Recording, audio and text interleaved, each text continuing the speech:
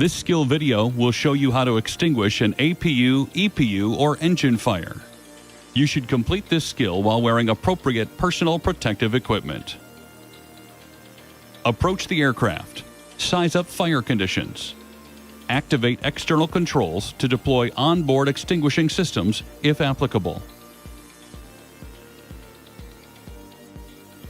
Identify the correct access panel location.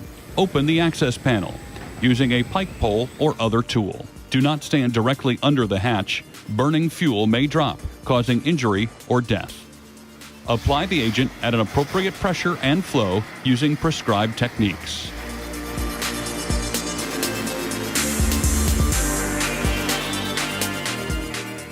Stop discharging when the fire is extinguished.